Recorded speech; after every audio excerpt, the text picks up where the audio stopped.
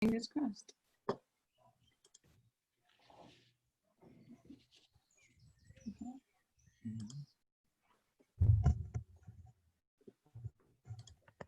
Okay, welcome everybody to those of you joining this afternoon's webinar. We will just give us a couple of minutes to allow people to join, and hopefully the link will be working. I can see many of you popping up in the bar, and we will get going.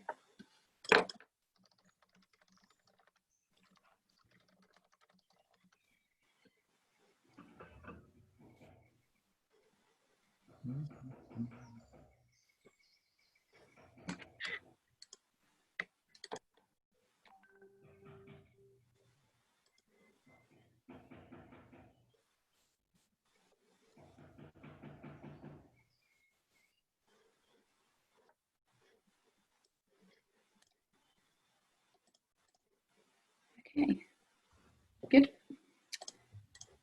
Okay, welcome. We are delighted to welcome you to this year's University Alliance Summit. Over the next 2 days, delegates will have a chance to come together and hear from a range of external speakers and discuss how, as professional and technical universities, we are learning from, responding and adapting to the challenges posed by the pandemic, and how we can continue our ambitions to serve our communities throughout and beyond the crisis. In a moment, I'll introduce our panelists for the first session of the summit, but first I just wanted to go through some basic housekeeping and tell you how you can get a little bit more involved with the discussion. So throughout this session and the event, you can be using the question and answer function in Zoom to ask questions of the panelists. We'll be keeping an eye on that, and we'll be able to monitor that and make sure that the panelists can hear your questions. Please also use the chat function to share your thoughts and engage with other participants. If you'd like to post about the event on social media, don't forget to include our Twitter handle and the hashtag UA Summit 2020. Now I'm really excited to invite our panelists and introduce our host for this session, Alliance member and University of Hertfordshire Vice Chancellor, Professor Quintin McKellar, and our special guest, Lord O'Donnell. Thank you very much, Beth. Well, as Beth has said, my name's Quintin McKellar. I'm from the University of Hertfordshire, and it gives me, a real pleasure to welcome everyone to our first Alliance Summit session. It's great to have so many of you join us, and can I thank those of you who have submitted questions. But please do, during the course of the conversation that Lord O'Donnell and I have, please do submit questions to the question and answer function, and we'll try and, they're going to be monitored, and we'll try and get to them at the end of the session. I'm, of course, absolutely delighted to introduce our main guest, Lord Gus O'Donnell of Clapham. Lord O'Donnell is a former Cabinet Secretary and Head of the Civil Service, who served under 3 Prime Ministers between 2005 and 2011. He grew up in Battersea in South London, and after a state school education, he went to Warwick University, where he studied economics. He then did an MPhil at Nuffield College in Oxford. And I'm delighted to say that after that, he moved north of the border and became a lecturer in economics at the University of Glasgow. After a period at Glasgow, he moved to the Treasury for his first stint there. And then after a period, went to the British Embassy in Washington.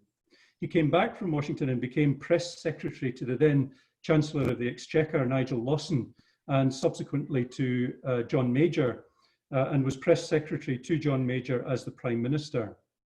He's spent time as the executive director of the International Monetary Fund and contributed to the World Bank, after which he then had a second stint at the Treasury, where he was in charge of macroeconomic policy. He then, in 2002, became the permanent secretary to the Treasury, and then in 2005, the Cabinet Secretary and the head of the Civil Service.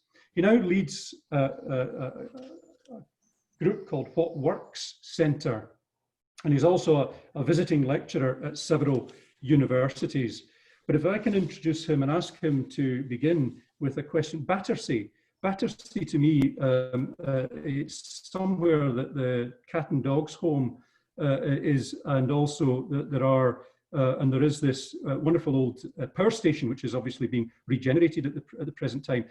And I've heard it quoted that one of your school teachers suggested that you preferred football to academic work when you were at school. And I just wonder how that kind of family situation in Battersea and your school prepared you for the sort of high office which you've subsequently had. How did you enjoy your early upbringing?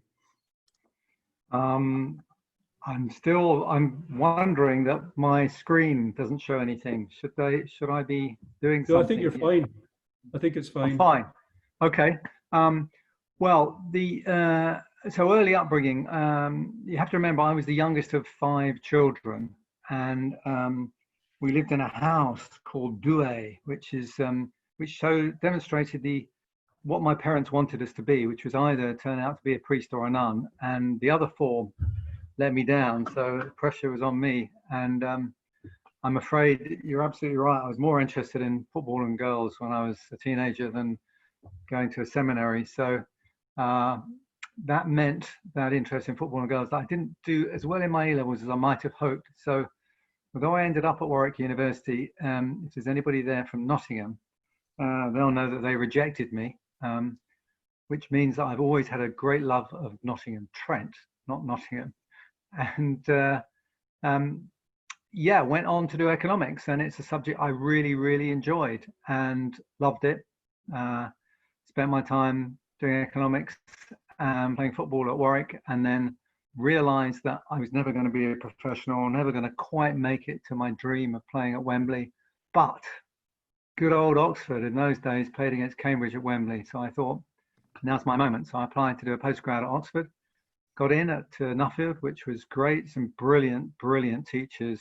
Joe Stiglitz, Marcia Sen. I mean, just fantastic.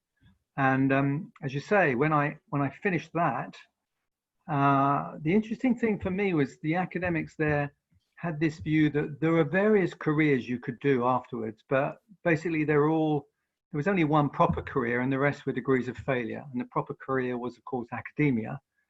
So I went on and applied, and very fortunately got into Glasgow University, which I also enjoyed.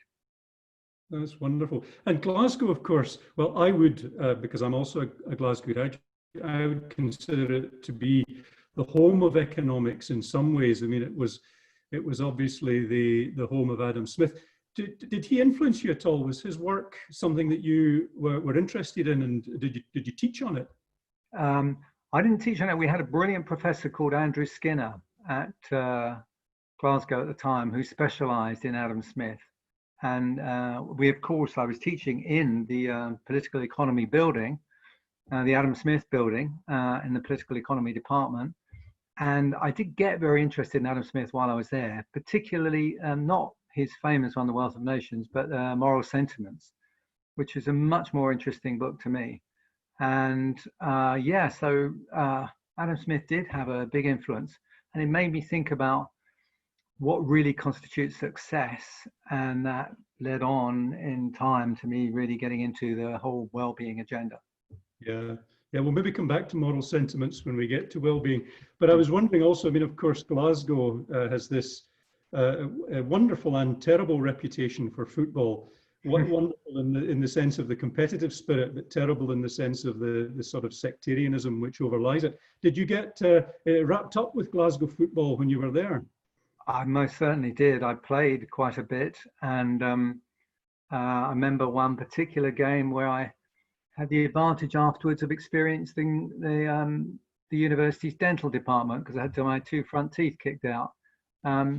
So yeah, it was robust. I really enjoyed it. I used to go and watch. I remember seeing Partick Thistle, because having had experience when I went up for my interview of the professor's secretary, the number one question she asked me was I a Tim?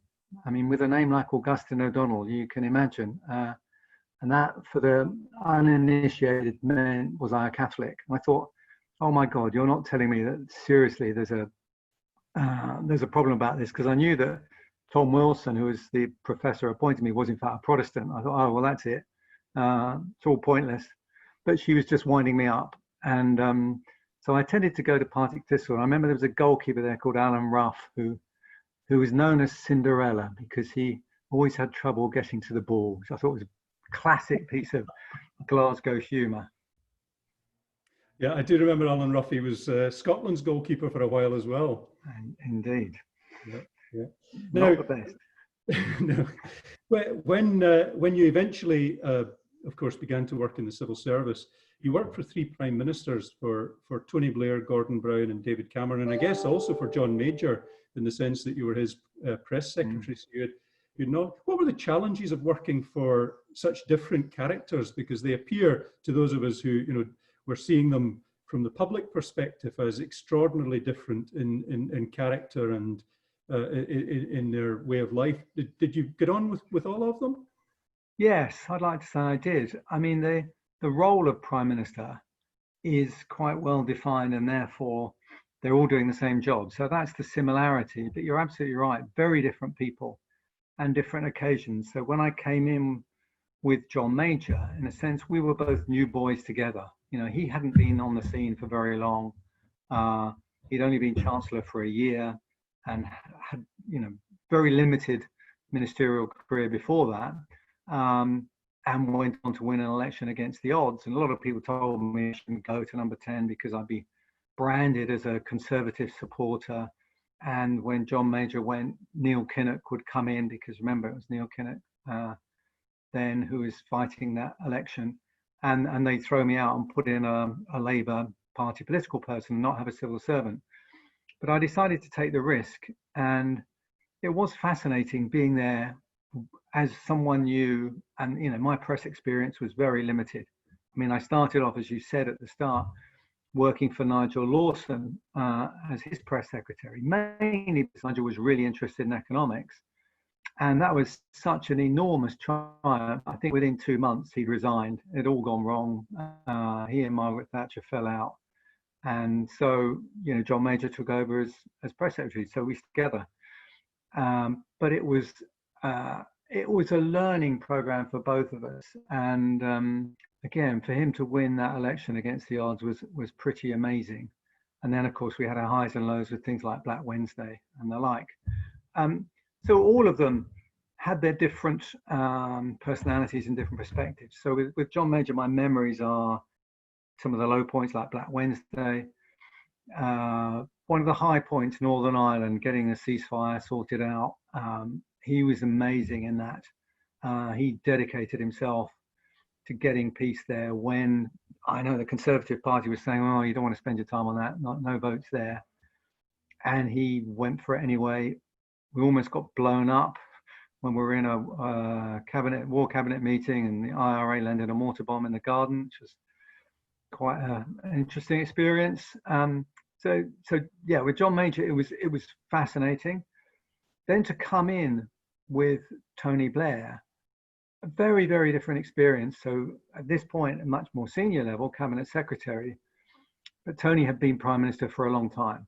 So just as John Major and I were going into it together right from the start, finding our way together, if you like, finding out what style worked for us. With Tony Blair, he had a style already, and I was there in some ways trying to modify that style, move towards rather more cabinet inclusiveness, which at that point in his career he was quite up for. But I think that the quote that Tony Blair always gives, which I think is very accurate, is that on day one, you arrive in number 10 with your maximum amount of political capital and your minimum amount of knowledge as to how to use it. And you go out of there with, by definition, zero political capital, but boy, do you know how you should have used it. And I think that's certainly true. So I kind of always remembered that. And then going on from Tony to Gordon, which wasn't exactly the smoothest thing in the world, but it was, again, an interesting example.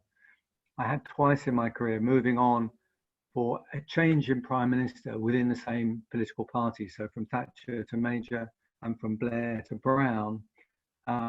Really interesting time. Gordon desperately keen to assert his difference of style. And I remember the first cabinet we had, he wanted to look at all sorts of constitutional issues, House of Lords reform, voting reform, should we have a written constitution? I mean, 101 different issues.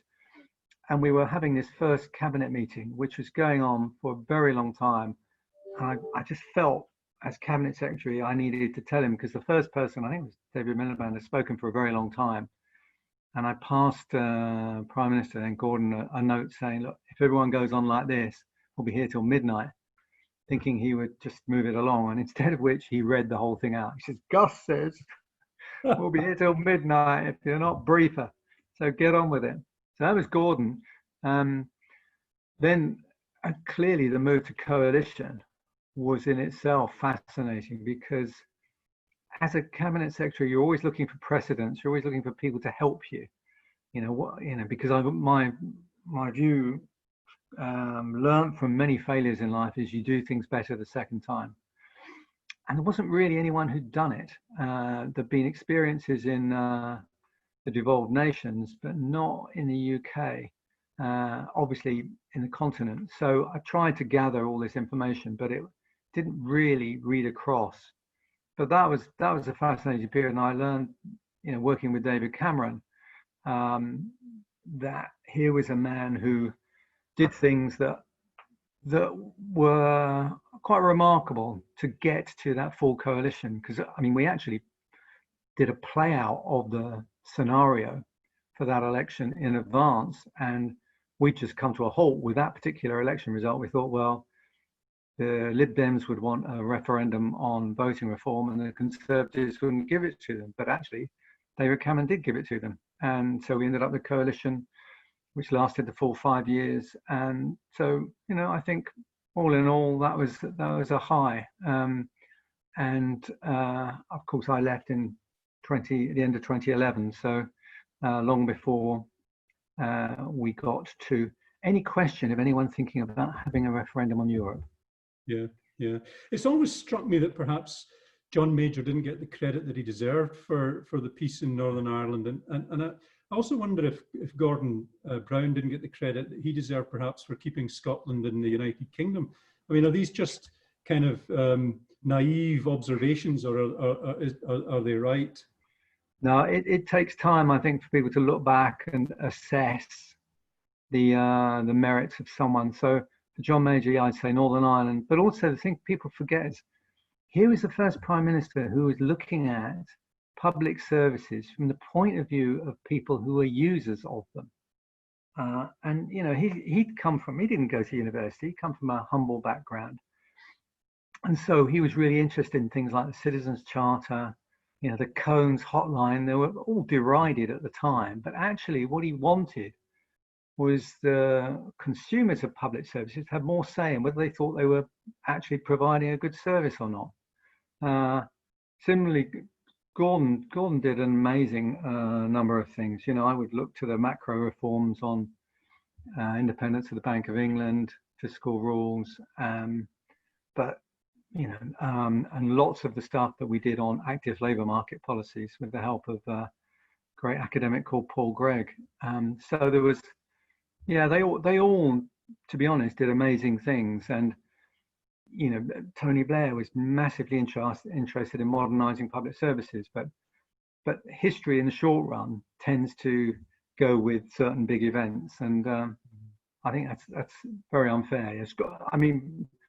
All of those, the one thing they all have in common is they all wanted to keep the union together, and they all worked very hard to do that.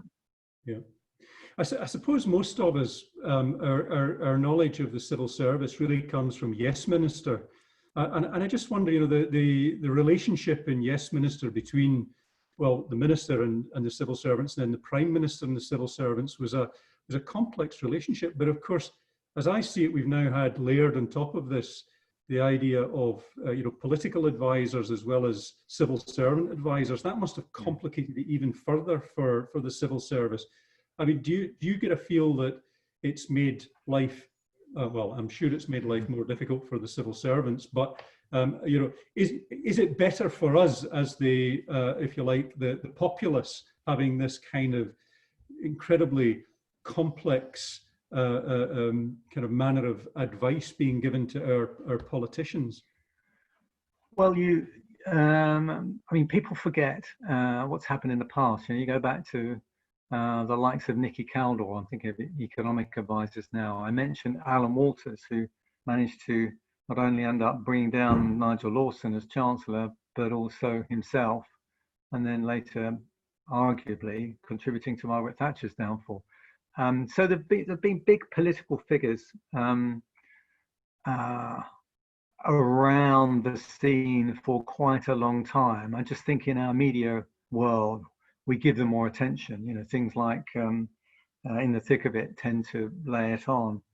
But I've worked with lots of special advisors, and the truth about them is the good ones are great and the bad ones are absolutely disastrous. And, you know, I look back on people like Ed Balls and Ed Miliband, who were good special advisors, I say. Shriti Vidira, God bless her for all her at times volatile nature, was I think a very important special advisor. Rupert Harrison, when he worked for George Osborne, the Conservatives. You know, there's a whole bunch of Alistair Campbell when he worked for Tony Blair. They were all important figures, but most of them knew that their strength lay in being behind the scenes, being advisors and working with the civil service.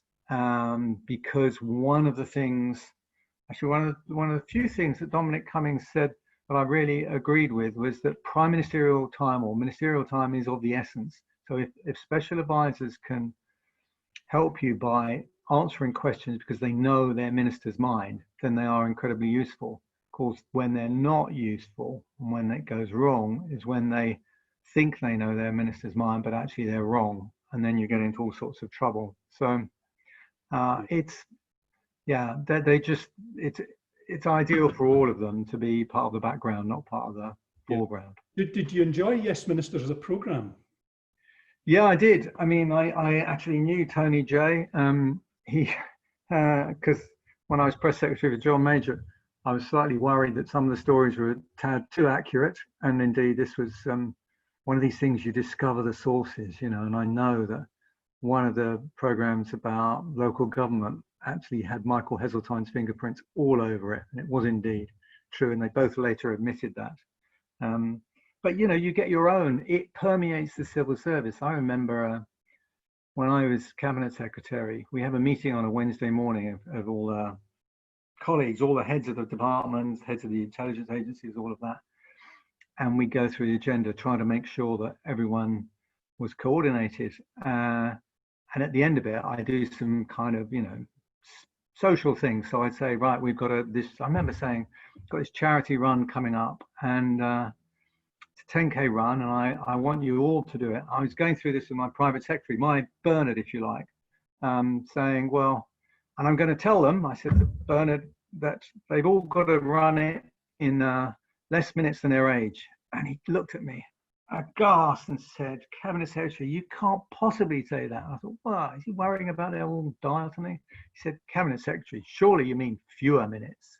And it was, you know, but of course he was joking, right? Let's be clear, because otherwise he'll kill me. He was joking. But, you know, it was something we all knew. And most people regard it as a training video, not a sitcom. So, yeah, that's a lovely story. And tell me, there are another set of advisors, and of course, I'm sorry, I've lost the film, but I'll come back to you in a second. I don't know if you can still hear me. Can you still hear me? Sure, yeah. Yeah.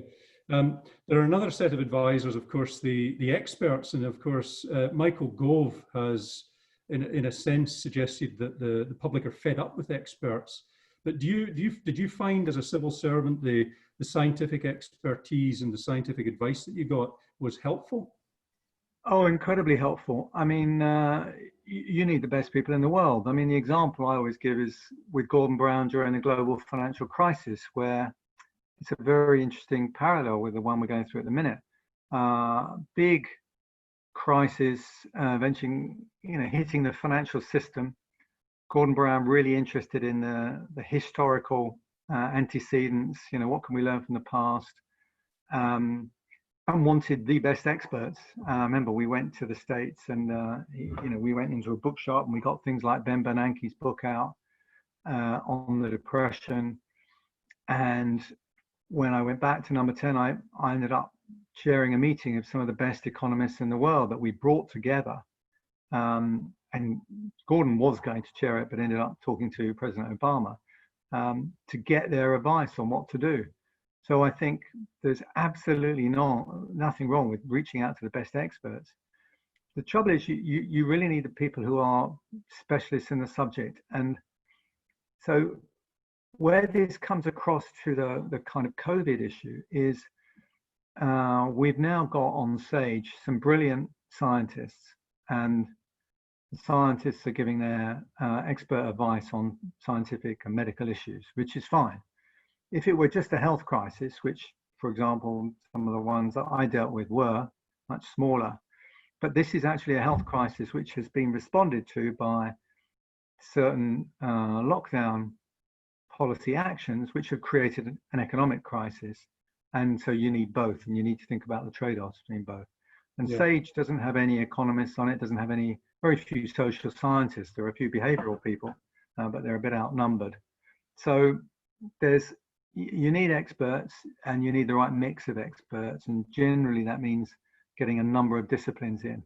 And the thing about the cultural differences, so the chief scientific advisors were very, very proud of being quite independent and wanted, if you like, to stay slightly out of the political fray. The economists, on the other hand, I used to describe them, and being an economist myself, I'm allowed to do this, as the Japanese knotweed of the system. They would spread everywhere and get their grubby mitts on everything, and were interested in every single policy analysis because it's all about trade-offs, and they wanted to grab the expert advice from all the rest of it and bring it together. So there were cultural differences between the different disciplines and how they operate in government, which are quite important. Yeah. Now, just you began to touch on COVID there. Now, of course, in 2015, you predicted that the next major catastrophe would be a pandemic, and of course, it has come to pass. But and you commented on the kind of mix of expertise and politicians. Do you think that mix? Do you think that the government have got that mix right now? And are we getting the right advice? And are we getting the right results as a consequence of that? Well, I think you're being slightly too kind to me on the 2015 prediction. That certainly, remember, I left at the end of 2011. At that point, on our risk registers, we did have pandemic flu as the number one most likely or biggest worry on our concern, and that we certainly took some precautions as a result of that, and actually spent some money on PPE and the like, and antivirals. So we did do something. In terms of the mix of scientists, have we got it, and experts, have we got it right now? I think it was right at the beginning to have a focus on the science, because the first part had to be getting control of this and getting the numbers down. But the second part, I mean, the phrase I'd use is let's put the social back in front of the science, because we need social science for the second part, because we're talking about trade-offs, we're talking about things like the impact of schools not being open on education. We are about to hit a horrific period for the young in our society in terms of their employment prospects. Unemployment's going to jump. I mean, those are very, we know that now for certain.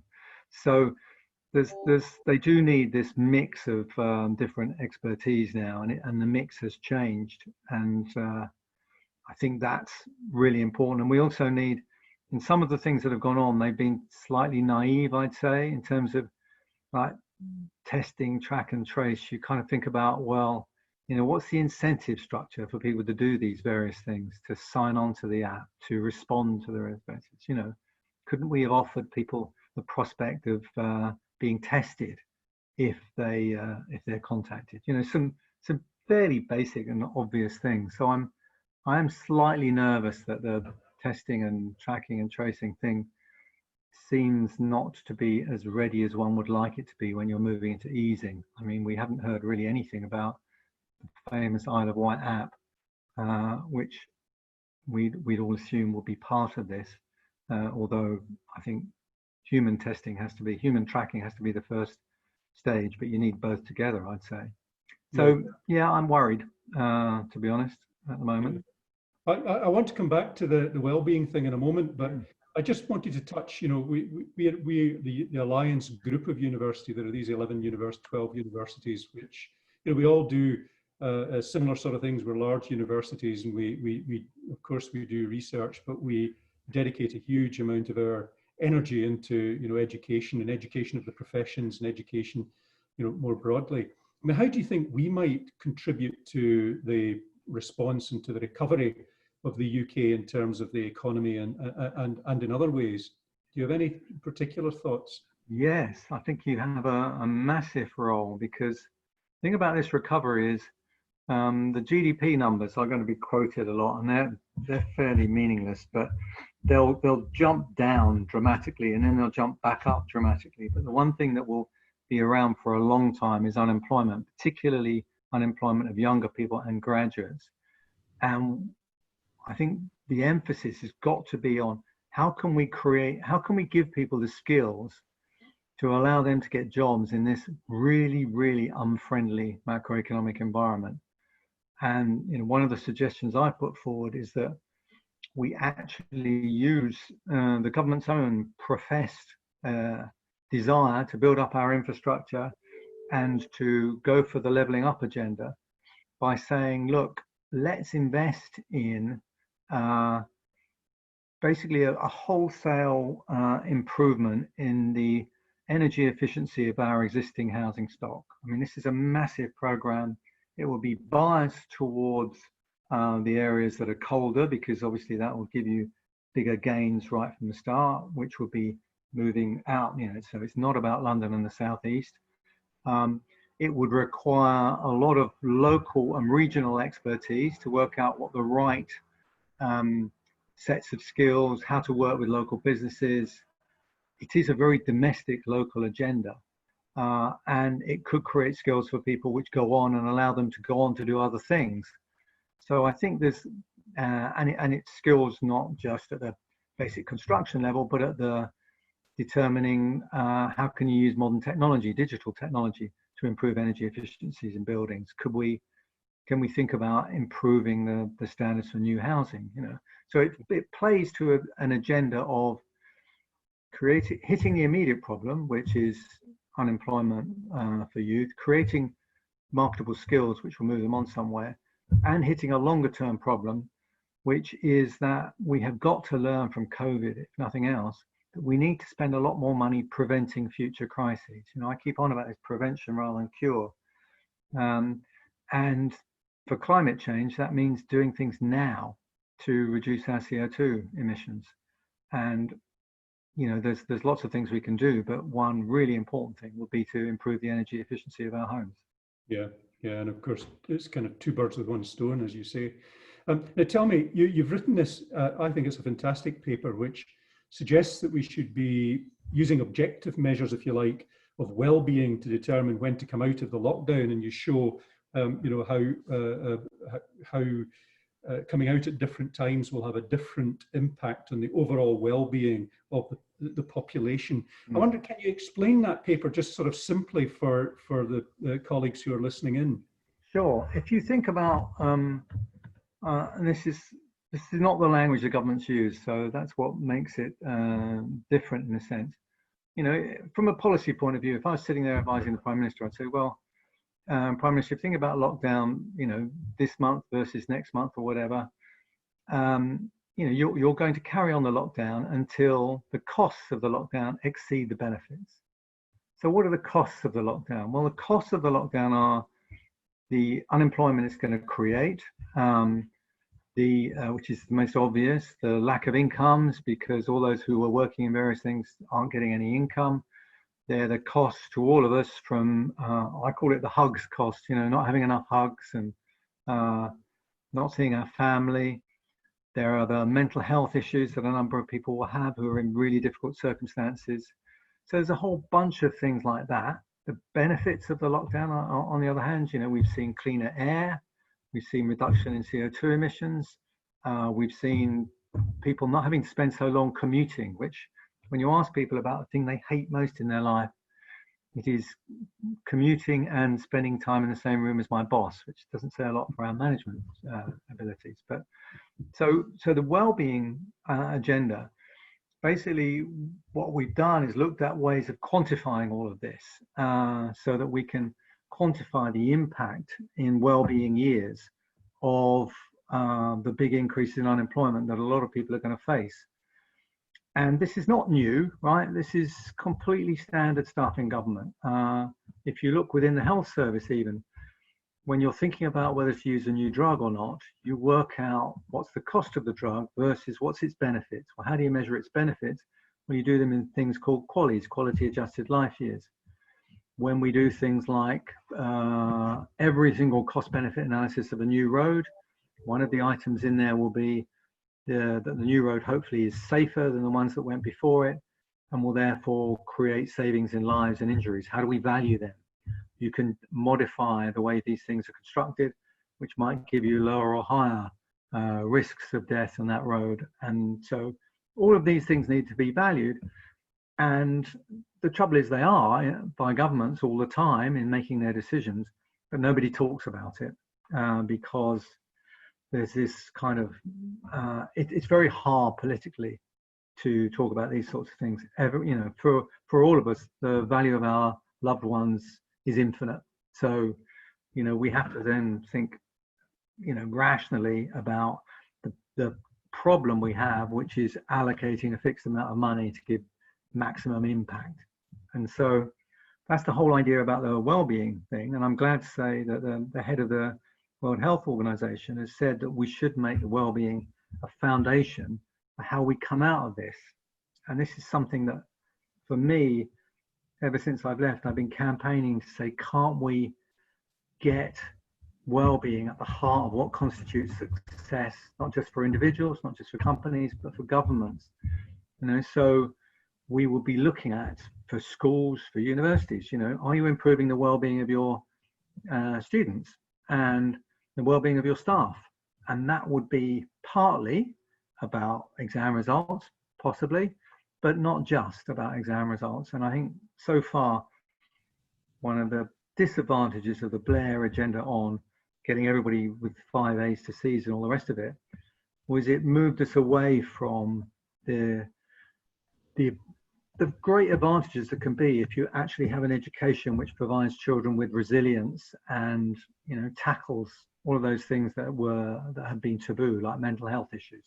So I'm a massive fan of this and want to write more about it. Yeah, I mean, one of the metrics in your well-being calculation is mental health. Of course, we've as universities, we've experienced this rise in mental ill health among our students. It's not, of course, unique to young people going to university. It's a common feature across society. But have you any thoughts as to what we should be doing? I mean, we're putting huge effort into counselling and support and active students and all the sort of things that you might imagine we're doing. Have you? I mean, I don't imagine there is a magic wand, but have you any thoughts as to what we might be doing better and how we might do things in a different way, which would improve the mental resilience, as you call it, of our students? Well, yes. I mean, but more aimed at society, really. I mean, we have talked, health secretaries have got up and said we've got parity for mental and physical health, which is a phrase, but it's never, ever been backed up by the money. So we massively under-resource mental health issues. There are plenty of people with diagnosed mental health diseases who are not being treated at all. And, can you imagine anyone going to hospital with a broken leg and not being treated? The reality is we need to spend a lot more on mental health. Every single wellbeing analysis, proper one, comes out that this is glaringly obvious. And it's also glaringly obvious that you actually do this most efficiently by starting very young. So I chair a charity called Pro Bono Economics, and we did some work with Place to Be about looking after mental health of children, primary school things. And again, prevention, doing these things early, is so much better. So actually, in the sense you're further on in universities, you're receiving the failures of the earlier parts of the education system, which just have really emphasized exams and have failed to think about building resilience and character and helping people cope with these mental health issues. So in a sense, I'd say the answer is earlier than you, but when it gets to you, I think you do massively have your part to play by, first of all, getting rid of all of the stigma, talking about it. There are various ways. Richard Layard has a thing called the IACT system, which is basically a version of cognitive behavioral therapy, which has not bad results, but I mean, 50% recovery rates in these things is deemed good. So there's a lot you can do. I think, going back to my days at university, I always took the view that you really wanted to, when I went into lecture, I started my first lectures truly abysmally by trying to prove how clever I was. And you realize very quickly early on that what success is getting people interested and getting them coming out of the lecture wanting to read the stuff you've suggested, wanting to question it, wanting to challenge themselves. And I think if you can create environments that are safe, that aren't all about, did you get 68 or 69 in that essay or that project, then I think you start to generate positives in the way they approach their work. And finally, I think one thing, the most important thing universities could do, I remember my days at university, careers advisory. You go to careers advisory, what are you going to do afterwards? Well, obviously, I said to you, it was only academia, it was the only thing that was mentioned to me. But most careers things will tell you all about the incomes that people get in various jobs. But what I want them to say is, how happy are the people doing those jobs? How fulfilled are they? Do they think they've got a worthwhile job? And if we gave that information, which we now have, and which I wrote about in a piece I did on wellbeing and policy, then people could start to make better informed decisions. And I think this goes to schools. I'd be having the schools measuring the well-being of their classes on average, and looking at, were they improving the well-being of their kids? And hopefully parents would say, what I really care about is going somewhere where it improves well-being of my kids. And similarly for universities, if you improve the well-being of your students, and actually this isn't just kind of fluffy stuff. Richard Layard in the Origins of Happiness has done some proper cohort studies to show that actually levels of well-being are better predictors of future income, let's say, than exam results. Absolutely, and I'm sure you will have a lot of listeners out there agreeing with everything you've said. Can I ask a supplementary to that? Because two of the factors which have been implicated, whether rightly or wrongly, in the increase in mental ill health in our younger people, one relates to overprotection by their parents. You can question that. And the other relates, of course, to the omnipresence of social media and on all the time. I mean, do you have any answers to? I mean, do you think those are to some extent culpable in the problem that we've got? And do you have any answers for addressing them? So yes, I mean, both are being researched a lot. You mentioned at the start, I helped set up something called the What Works Center for Wellbeing, and Nancy Hay, the director there, has brought together an enormous amount of research on the factors influencing well-being and looking at particularly things like culture, music. Social media is something that's been studied enormously, and the results are mixed. There are clearly issues, and there's a gender bias in this, to be more harmful for girls at particular ages. So these things do make a big difference, and I think we've observed during lockdown that actually we are all using Zoom. We are using different ways of communicating, which actually I think have saved a lot of us. And without the Skype calls with grandchildren and all the rest of it, where will we be without the ability to do online shopping? So there's pluses and minuses of all of these things. And I don't think a simple yes or no is the right answer. No, these things can be used for good or bad. Absolutely, yeah. And overprotective parents, I mean, my parents were were pretty good.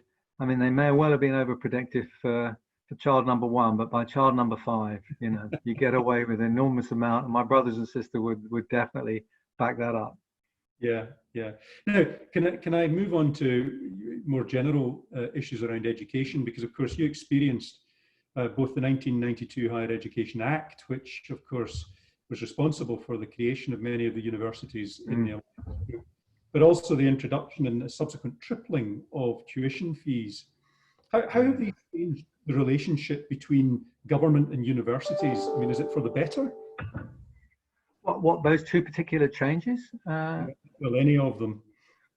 I'd say certainly. I think broadening what constitutes a university, I thought was a good thing. I remember the debate at the time. There were people who were absolutely horrified at the thought that what they called the polys were actually going to be upgraded, and to this day, a number of them find difficulties in accepting that there is a broad range of universities doing lots of different things. And I personally welcome that, because I think we need a whole range of different skills coming through. And sure, let's have your universities that are specializing in international research and the like, but there's also, we are realizing, certainly I did in my time in the Treasury, the massive potential for a university to be a hub for a community, for a region, that could be a massive source of good in terms of not just its economic effect, but socially and, you know, in all sorts of ways, improving the community. So I'm a big fan of that expansion. In terms of how you finance it, I mean, there've been debates all along. I think I was always very clear about this, that you need to bear in mind the distributional impact of this. And there were lots of arguments about different kinds of things. You know, many times in Treasury, when we favoured a graduate tax rather than tuition fees, there are costs and benefits of both. I mean, I do genuinely hope that we can get to a situation where people will get to university more on merit, and that the cost would not be a factor that would deter them. It would just be about, was it the right thing for them to do? And you know, for some people, university is right, but for lots of others, it's not. And I do worry that universities sometimes just think it's all about numbers, and there are some people who will be much better off not going to a university, doing something else. So I think, you know, these are both quite complex subjects, and I don't think, again, simple answers come forward, but I do think that universities can be fantastic as places to develop the next set of skills for the next generation, but they need to be complemented by lots of very well-resourced other bits of further education for people for whom universities aren't the right answer for whatever reason. Yeah, I guess one of the most surprising outcomes of the introduction of the higher tuition fees was that actually in England, where the fees, of course, were increased, widening participation or accessing universities by people from more disadvantaged backgrounds continued to accelerate, whereas in Scotland, where they had a very different system, which didn't rely to the same extent on tuition fees, the numbers of students coming from what we used to call widening participation backgrounds plateaued or decreased. I mean, did that, I mean, it just, I still can't really get my head around why that's happened, but did it surprise you? Yes, and I mean, that actually gets to the heart of what's quite difficult in policy sometimes. You can start off with a prior belief. And I used to say, really, to civil servants mostly, that quite often the right answer to ministers when they asked about this question was to say, look, we don't know, because we're not sure what's going to happen when we do this. And you know, that's a really good argument for trials, for testing, you know, randomized controlled trials if you can, and finding out what actually happens. So, yeah, I would have said that these, and certainly going around, you know, I've done some of these speakers for schools things, going around talking to schools, the teachers were, and you know, these are not the fanciest schools. The teachers were telling me that they're all being put off by the fees. And actually, as you say, it turns out not to be true. And I think that was, again, the teacher's preconception of what this would do. So I hope that we may be learning quite a lot about what are the ways to encourage students from disadvantaged backgrounds to get in there. And I just hope that, I suppose one of my other desires will be that we think carefully about what we use as entry criteria, because I suppose this goes back to my complete failure with my A-levels, that, you know, are A-levels really a good guide to how well someone's going to do at university? Can we find better ways of realizing whether this is the right thing for someone and it's going to increase their potential? Yeah, and it's very interesting because, of course, the BTEC, which, you know, many of the students that we take have, is a much more progressive continual assessment type measure. And of course, many of the students who are in disadvantaged groups tend to come to us with BTECs rather than with A-levels. And of course, we then immediately impose a different kind of assessment at university, which seems bizarre. I think we're beginning to wise up to this, but it does, I guess, exactly fall into, you know, what you've just said, that, you know, we need to think very carefully about the students that we're taking in and their prior experience. Yeah. Exactly. And I think what employers are learning as well is that it's not necessarily clear to them that people coming out of the traditional university education, particularly, you know, I'm thinking now the more longer established universities, that they're not necessarily trained for what they really want, you know, team skills, interpersonal skills, those sorts of things. Yeah. I used to work with PwC on various things, and I think they found that getting students from not from university, and then they're now doing some tests as to which ones of them do better. And that'll be quite intriguing to see if they can develop programs which work better than actually university education. Yeah, yeah. Yeah, I mean, I'd be interested in your thoughts on apprenticeships as well, in particular degree apprenticeships.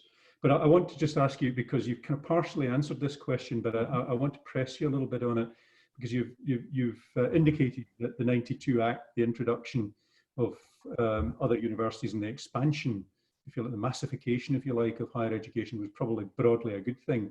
But do you have in your mind what's the right proportion? I mean, you are, I'm sure, absolutely right that the university's right for some people and not for others. But as a society, should we, I mean, obviously, you know, Tony Blair had the 50% target, which, you know, we had reached in Scotland many years ago, but, you know, is now surpassed in England as well. I mean, is there a right number? I don't think so. I genuinely think that we need to explore this and we need to make the offering there. But we need to make sure that there's more than one offering, as it were. It's not just university, it's apprenticeships, it's various types of further education, vocational sorts of issues that are possibly more narrowly directed towards specific skills. So I would be, I think it's one of those things that we should just see where it goes. I don't think we should have a target of X% is the right number, and I think that will change. I mean, we're finding all sorts of new skills being required. You know, the gaming industry is massively expanding, particularly around London and the southeast, and they're taking in people with who don't have university degrees, who seem to have amazing coding skills that they've mainly taught themselves. So there's a whole mix of things out there. I do think we shouldn't underestimate the fact that universities can be a source of education beyond the subjects that we're talking about, in terms of their ability to teach us how to be good social animals, good citizens, and learn all those things that you may well not learn if you don't leave home, particularly in a world where it's very difficult for people to go out and live away from their parents. I think universities do that old-fashioned thing about, learning how to do the ironing and washing, and that it isn't all done for you. I think those sorts of things still are quite important. Yeah, and I've got a question from one of the listeners which kind of relates to this, effectively asking, that the government currently is, well, it has allocated itself a number of student places for next year, which is going to allocate on the basis of its perceived value of subjects. And of course, there is, of course, this idea that some subjects are of lower value. And how, I think we in the Alliance would argue very strongly that there's a breadth of subjects. People would do them because they have an interest in them, for instance, and because they contribute in other ways to society, just exactly as you said. How would we make the argument to convince some of our political masters that these apparently low value subjects are actually deeply important to society? Sure, and I think the answer is in the subject we've discussed already: well-being. What's improving the well-being of the nation? If you think about it now, we are relying on some people in the health service, in the care sector. Their value to society is absolutely not measured by their incomes. There are some of the lowest paid groups that we're talking about here, particularly care workers, and we're realizing how important they are to us. So I would be saying to government, what we are doing is creating people who really will make an improving of the nation. Yeah. And that to me, that's why I really believe is an overarching measure of success. It's the right thing, because it is actually talking about making people themselves more satisfied with their lives, but also we know in doing that a lot of people who gain most satisfaction are those who help others. Yeah. And yeah. those sort of things, it's not picked up by standard market measures. Yeah. Now, listen, we're coming to this being a fascinating conversation, but can I just ask you to finish with, what do you think higher education is going to look like in 10 years, and what advice do you have for us in the Alliance group as to how we might contribute to that? It's a big question. Sure. And we're all going to use more technology. I'm slightly surprised that technology hasn't gone faster. I remember way back thinking that the lectures would be given by they'd be online, and they'd be given by the leaders in the field, possibly 2 or 3 debating about a subject or whatever, and then what we'd be doing in universities is doing the Q&A session afterwards, where we worked out whether anybody, whether they'd followed it, what they thought about it. So I still think there's a lot that can be done using technology. Yeah. And I think universities need to be there, but also this whole well-being thing about teaching people resilience and understanding what constitutes success in life, and that money and happiness are not the same thing.